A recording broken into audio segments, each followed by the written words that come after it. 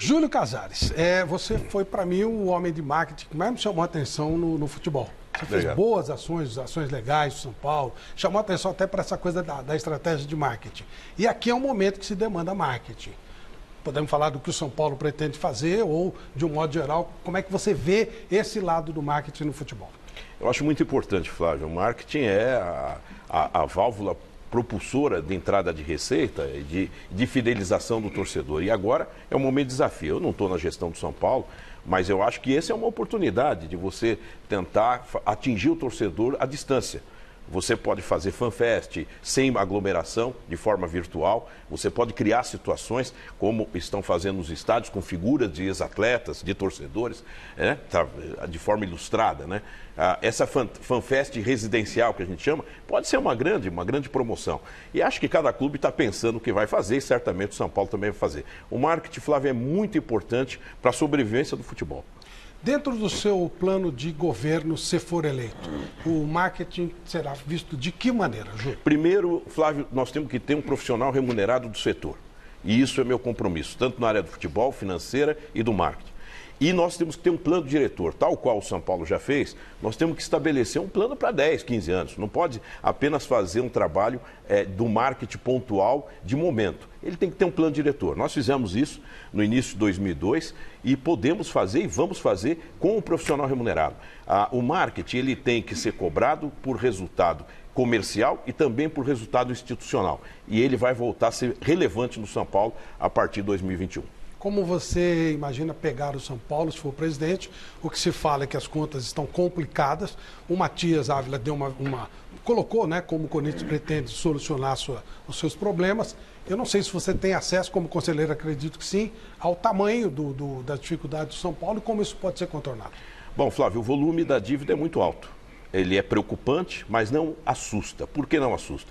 O São Paulo vai ter que primar por responsabilidade financeira, austeridade pesada, diminuição de estrutura e temos que discutir, primeiro, uma radiografia dessa dívida, como ela foi composta, como ela foi construída e depois discutir com credores um alongamento desse perfil. Nós temos compromisso de curtíssimo prazo, isso nos preocupa, de curto, de médio e longo prazo. Portanto, nós vamos estabelecer um comitê financeiro com técnicos e também com um profissional renomado que venha do mercado para estabelecer. O São Paulo sempre honrou o compromisso e vai honrar, seja com quem for. Mas nós vamos discutir prazo, alongamento, para que a gente consiga um oxigênio de custeio para o dia a dia. O São Paulo precisa manter um time competitivo, tem folha de pagamento, tem obrigações. Portanto, nós vamos colocar aos credores que está surgindo um São Paulo diferente, um São Paulo novo, com credibilidade no mercado. E nós vamos dizer o seguinte, o São Paulo sempre honrou o pagamento, vai honrar, mas nós temos que equacionar um alongamento dessa dívida. Agora, vamos fazer uma radiografia muito séria, muito ampla, do que como compõe essa dívida e quais os passos que estaremos tomando para o futuro. Porque quando você fala em espaçamento, na verdade, tem um valor total. Mas que isso é diluído no próprio homem financeiro, financeiro do Corinthians, sim, as dívidas de curto prazo, de médio prazo e longo prazo. Ou seja, quando você consegue fazer dessa dívida parcelas em 20 anos, você passa a ter um valor mensal que é suportável para o clube, que dá para pagar essa dívida ao longo prazo e, ao mesmo tempo, poder contratar jogadores. O Flamengo, de uma certa forma, fez isso. O Flamengo fez isso, exatamente. Sim, o Flamengo, grosso modo, fez isso. Então, é isso que você fala, é justamente trazendo para o popular, trazer parcelas menores, de maneira que o que entra possa pagar essas parcelas e, ao mesmo tempo, o clube possa respirar. Exato, Celso. É você alongar esse perfil. Do outro lado, você fazer um marketing para a entrada de direito. Agora, austeridade. Fechar a torneira. Porque não pode gastar, principalmente na área do futebol, mais do que orçado. O futebol do São Paulo tem que ter meritocracia. O que é meritocracia? É contratação que agregue resultado financeiro e legado esportivo, porque nós queremos ser campeão. Mas tem que ser um time competitivo que promova jogadores da base. O São Paulo tem uma plataforma em Cotia que é sinônimo de qualidade para o mundo. E temos que promover mais. E trazer jogadores cascudos e, claro, ter uma, duas ou três estrelas, que está no DNA do São Paulo. Foi assim que trouxe Leônidas, Zizinho, Gerson, Pedro Rocha, Leonardo, Toninho Cerezo. Nós temos que trabalhar numa quantidade menor dessas grandes estrelas para suportar a folha de pagamento, mas promover a base. Por exemplo, se você tem uma necessidade de uma posição, Vampeta, Chico e Celso, esse jogador não é para ser titular, é para compor elenco, ele tem que vir da base. Porque senão a base está errada. Ela tem que apresentar um jogador para compor elenco. Porque senão não justifica você fazer um grande investimento, você atrasa a promoção desse atleta. Então, a nossa hierarquização da contratação vai ser diferente. Nós vamos estabelecer uma linha para que a margem de risco que pode acontecer seja menor e você agregue mais resultado orçamentário e um time mais competitivo. Hoje a base do Real Madrid passa por Casemiro e Militão. Sim. E jogadores que no São Paulo não foram aproveitados. Você pode, eu vejo sempre o Júlio está sempre batendo essa tecla, e eu acho que a tecla é certa mesmo. Você tem no plantel 35 a 33 jogadores, contando com 3 a 4 goleiros, né? Sim. E você gasta na divisão de base o que se gasta em Cotia, o que se gasta em Itaquera, sei lá, no Palmeiras. No Vitória era assim lá atrás. O presidente dizia assim, não, peraí, tem 33? Pode ter 20, mas eu quero 11 da base, quero 10 da base entregado ao time principal. Porque ali é que está a saída para você fazer dinheiro e dessa... O Guardiola trabalha com 23 profissionais e o resto base. Eu lembro que o Paulo Carneiro fez isso lá atrás no Vitória, hoje ele é presidente do Vitória de novo, e nisso saiu eu, o Dida, Alex Alves, Paulo Gidoro, o Dedimar, o Júnior, lateral esquerdo. Ele falou, não, 20 aqui, mas quero o dinheiro que eu gasto na base é para dar esse retorno, eu quero 11, porque você não adianta, que nem falou, você contrata um cara que não vai ser titular, um atleta, e na base você tem o mesmo nível de atleta que é onde você pertence, esqueceu. Eu só discordo o seguinte, que o atleta que é do clube, ele tem que ser 100%. Que hoje até os atletas da base são tudo fatiados. Tem como fazer isso, Júlio? Tem que começar na origem, quando a revelação do jogador, não é uma situação fácil, porque ele já tem, com 12, 13 anos, já tem empresários, mas nós temos que trabalhar nesse ideal. O que eu coloco, e eu concordo com o Vampeta, é que nós temos que estabelecer, talvez, 30%, 40% de jogadores da base. Esse é um grande desafio, mas é verdade. Nós não podemos... Eu vou dar um exemplo, não vou falar o nome do jogador. O São Paulo tem o PR, que hoje é um reserva imediato do Volpi, mas antes do PR foi contratado um outro goleiro que não está mais lá. Houve um investimento, o jogador não conseguiu e atrasou o PR. E hoje o PR está sendo sondado por um time inglês. Portanto, nós não podemos adiar essa promoção. A promoção da base tem que ser até antecipada, porque esses jogadores, David Neres, jogou 8 partidas no time principal. Não dá, nós temos que fazer com que esse jogador pelo menos fique 1 ou 2 temporadas. Esse é o grande objetivo da nossa gestão. Do ponto de vista do marketing também, que é a sua expertise, eu fico imaginando o seguinte, eu vou até dar um exemplo do Daniel Alves. Quando você contrata um jogador, como o Daniel Alves, ou o Corinthians contratou o Ronaldo, o Atlético contratou o Ronaldinho Gaúcho, para que esse jogador possa se pagar, você tem que ter um plano de marketing muito bem feito, porque senão você só gasta dinheiro, você tem um nome que é mal explorado. Hoje, por tudo que vale o Daniel Alves, que é público, 50 milhões de reais em 3 anos de contrato, você acha que ele é explorado o suficiente do ponto de vista do marketing? Celso, eu vou responder essa pergunta dizendo o seguinte, o marketing tem que preceder a contratação, né? Tem que ser antes. E no caso do Daniel, não. O Daniel veio primeiro e disseram que tinha um plano de médico, aí um plano de marketing não veio. Então, o Daniel Alves é um grande jogador, é uma referência, contamos com ele, contamos com o Daniel Alves, mas a contratação, quando vier um grande astro como ele, tem que preceder um trabalho de marketing, planejamento de marketing, não adianta depois. E aí, o que é pensado num nome, mesmo que seja... atacante é muito mais fácil de você fazer um trabalho, diferentemente de jogadores de defesa. Quais são os elementos que tornam um grande investimento, um grande nome, algo rentável do ponto de vista do marketing? Primeiro, o jogador tem que ser tecnicamente muito bom, né? Porque não adianta... Eu já parto do pressuposto que é a primeira linha. Exatamente. Eu já parto do pressuposto que é jogador de Europa, que é a primeira linha. Tem que ser referência, entrar em campo e fazer a diferença com o resto do elenco. Segundo, ele tem que ter um comportamento de liderança, porque nós que conhecemos futebol, você vê uma pessoa que tem essa estrela toda e não ganha o elenco, ele tem problema. Então, tendo esse perfil, esse jogador, como foi Toninho Cerezo em 93, ele vai agregar valor, ele vai agregar o grupo. Então, eu tenho essa visão e vou dizer, Flávio, na nossa gestão, nós vamos ter o diretor executivo que é remunerado do futebol, que ele é executivo, ele não é uma pessoa que vai trazer o jogador, não. Nós vamos estabelecer uma linha onde o técnico vai dizer, olha, essa posição eu tenho carência, esse nome vem para uma avaliação muito rápida e essa avaliação vai fazer a seguinte questão, é para compor elenco, vamos na base, não é, vamos procurar no mercado. E vai ter uma comissão, que é a comissão avançada de futebol, que vai auxiliar com dados e inteligência para dizer a condição fisiológica, a condição desse jogador de idade, para ver qual o período de contrato ele vai tendo São Paulo para agregar a questão financeira e a questão esportiva e uma avaliação do que ele vai compor no orçamento do São Paulo. Você também não pode trazer um jogador impagável sem uma contrapartida de marketing. Então, isso nós vamos atuar e mudar completamente o critério de contratação do jogador profissional. Ô, Júlio, sincero, honestamente, o que fazer com o Morumbi? Tem o Corinthians tem a Arena, né? Lá de Itaquera. O Palmeiras tem o estádio W Torre, né? Que chamam de Allianz Parque, mas é da W Torre, né? Do Palmeiras. Né? O que vocês vão fazer com o Morumbi?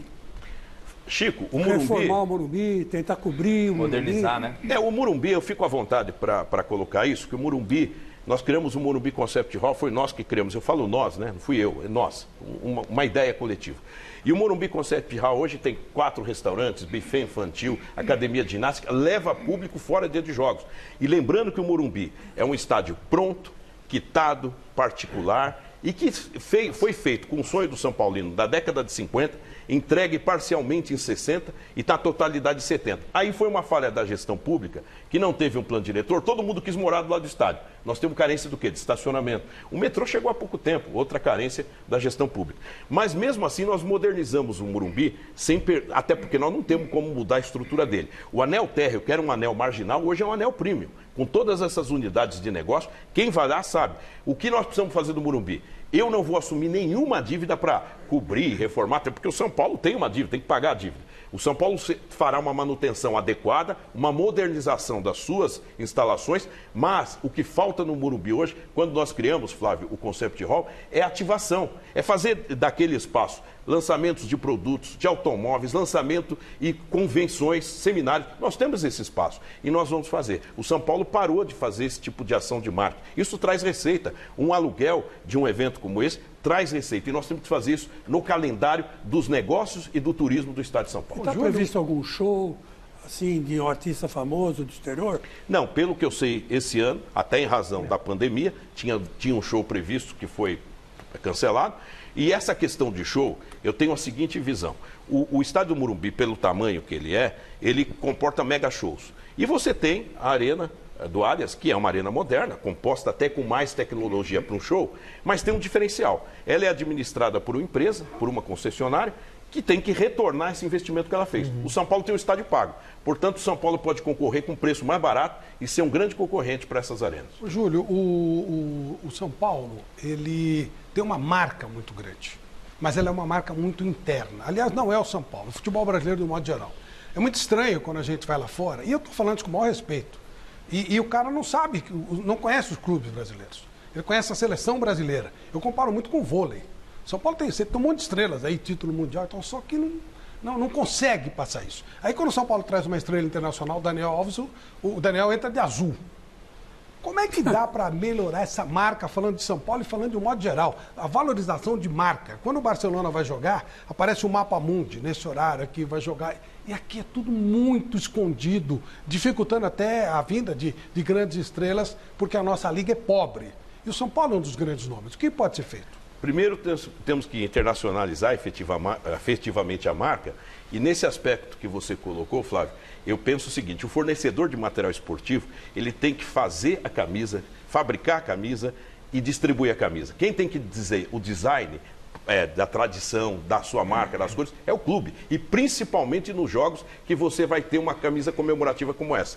Então, o clube tem que ter autonomia da elaboração estratégica de você lançar a camisa. Eu também acho que, nesse momento, uma transmissão internacional, você tinha que ter a nossa camisa tradicional. Claro. Então, nós não podemos seguir o fornecedor que diz o seguinte: olha, vai ter uma coleção, entrou na linha de montagem e eu vou ter que lançar. Não, ao contrário. São Paulo tem que chamá-los e dizer o seguinte: isso era feito na época de uma outra empresa, que nós vamos indicar o cronograma e nós vamos indicar como tem que ser uma camisa tradicional, que é o nosso manto sagrado, que é a nossa marca, é o nosso símbolo, que foi premiado como tricampeão do mundo, 92, 93 e 2005, e o mundo conhece.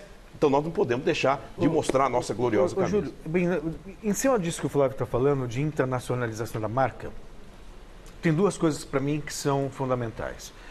Primeira questão, a criação de uma liga para fortalecer realmente o campeonato nacional que nós temos. E segundo, a adequação do calendário ao futebol da Europa. Afinal de contas, a gente tem um campeonato brasileiro que começa em maio, depois de um campeonato regional, com toda a frieza de um título comemorado ou perdido, sem nenhuma promoção de jogador. Você não sabe como é que o campeonato vai começar, como é que vai terminar. O campeonato regional, a Globo vai resolver. Brigaram com a Globo, vai acabar isso aí. Por causa da janela, ou seja, o campeonato começa em maio, em agosto, pode sair uma leva já. Então eu queria saber de você, o que você pensa a respeito da formação de uma liga, a criação de uma liga? Eu sei que é um assunto espinhoso, mas eu tenho que perguntar. E também a respeito da adequação do calendário de futebol brasileiro ao campeonato europeu, que na verdade é o que acontece na maioria do mundo. Celso, o São Paulo defende, num dos pilares da nossa proposta, que foi lançado dia 25 de junho, ao vivo, numa live, numa coletiva de imprensa. E antes até de você falar, por que eu estou colocando isso? Era comum antes você ver os clubes brasileiros irem participar dos torneios de pré-temporada na Europa e tudo mais, expondo marca, o que não acontece sim, Ramon de Carranza, Tereza Reis. O problema é que você não tem calendário. É isso. Como nós defendemos a governança interna, nós respeitamos também as entidades. A Federação Paulista, a CBF, não tenha dúvida que tem um alinhamento institucional muito grande. Sem deixar de discutir os conteúdos dos clubes. Isso passa por conteúdo, mas mais importante do que isso é elaborar um calendário, e esse é o grande desafio, que dê essa condição para que você possa jogar lá fora. É muito difícil. A única exposição que você tem é na Libertadores da América ou num título mundial quando você é classificado. Fora isso, você não tem espaço na grade. Exato. Então nós temos que ter um alinhamento com a governança da CBF, da Federação Paulista, isso é pleno, é raso na nossa definição, mas estabelecer uma proposta que a gente possa ter, até como pré-temporada, dentro de um possível calendário, uma exposição maior da nossa marca. Qual seria essa proposta? Você já tem? Guilherme, não temos. Nós estamos discutindo internamente. Tá. Vamos colocar a pergunta dos telespectadores? Sim, claro. Muita gente está questionando um pouco problemas com ingressos. Eu peguei uma pergunta do Lê Siqueira aqui. Ele fala que tem que mudar urgente o sistema de compra de ingressos, a Total Acesso só dá problema. Ele quer saber qual que é a sua proposta para melhorar essa questão. Primeiro, nós vamos criar uma diretoria de inovação. O São Paulo parou e não é diretoria de TI. A TI vai estar como plataforma, mas é de inteligência para atender o torcedor como cliente. E nesse ponto, esse serviço é mal feito e não é só no São Paulo, é um grande problema do espetáculo futebol. Quando você vai para o cinema, para o teatro, você se vira fácil. Mas quando fala em futebol e no gargalo de um grande jogo, é uma confusão. Então nós vamos chamar essa empresa, que tem contrato com o São Paulo, é uma concessionária, e ela tem que entregar o que está contratado, sob pena até de uma rescisão. Entretanto, nós não estamos antecipando isso. Nós vamos exigir que cada concessionário do São Paulo entregue na eficiência do valor do contrato. Agora, para que a gente consiga uma modernidade, você pode usar aplicativos hoje, né, que é uma coisa tecnológica. Para se criar uma startup como essa, nós vamos criar um diretor de inovação. Está no nosso plano e vai ser criado para ter a inteligência ao cliente. O torcedor é cliente. Ele não é apenas um fã que veste, ele compra produto, precisa conforto e precisa acesso para comprar ingresso com dignidade. Por que um torcedor, uma pessoa que está lá no Gênero que gosta de São Paulo, deve ser sócio torcedor do São Paulo na gestão Júlio Casares? Primeiro porque o sócio torcedor vai mudar. Esse sócio torcedor do São Paulo é ineficiente. O sócio torcedor do São Paulo, ele vai trazer benefício para a fidelização. Aquelas pessoas que vão mais em jogos, compram produtos. Mas o torcedor que estará conosco nessa cumplicidade, quando ele souber o tamanho do desafio financeiro, ele também tem que entrar como um patrocinador. E eu vou garantir a ele duas coisas. Primeiro, que nós vamos apresentar um balancete que todo o dinheiro vindo do sócio-torcedor vai para o futebol. O sócio-torcedor quer saber de futebol. Ele não quer saber da área social, da piscina, nada. Então, nós vamos ter um balancete mês a mês dizendo assim, se entrou R$10, os R$10 líquidos foi para o futebol. Então, ele está sabendo que ele é um copatrocinador do São Paulo. E, na outra ponta, prestigiar um sócio-torcedor à distância, Flávio. São Paulo hoje tem uma distribuição geográfica de torcedor muito grande no Nordeste, no Centro-Oeste, e esse novo sócio-torcedor vai facilitar essa questão. Além de você também torná-lo muito mais apetitoso no sentido de quiz, de interatividade e principalmente que ele tenha benefícios por consumo, por pontos, por fidelização. Comprou ingresso, comprou camisa, foi em mais jogos, comprou pay-per-view, ele vai ganhar pontos e isso ele vai ganhar na ponta benefícios na própria conta do sócio-torcedor. Você gosta da ideia de renda de televisão para o mandante ou você gosta mais de uma negociação coletiva? Esse é um assunto, Flávio, que nós precisamos ver com muita calma. Nós não podemos aqui amaldiçoar esse quadro atual e não podemos deixar de fazer com que o conteúdo de cada clube, através de plataformas como o streaming, deva ser avançado. O São Paulo tem contrato com a televisão até 2024, o São Paulo respeita o contrato. Nós também não gostamos de medidas de cima para baixo, mas é importante, é fundamental que os seus conteúdos, sejam de jogos, de treinos e de alguns eventos, sejam dos clubes. E os clubes devem encaminhar essas propostas. Eu acredito que se você se organizar coletivamente, você pode trazer benefícios, né? Mas eu acho que cada clube tem uma peculiaridade. A minha marca é diferente da outra e a outra é diferente da outra. Então nós temos que trazer os nossos dados estratificados de redes sociais, de público, de audiência e de torcedores. Portanto, é um misto. Eu acho que nós podemos ter no institucional uma negociação conjunta, mas no individual uma negociação que pode ser isolada dentro das suas propriedades e da sua característica. São Paulo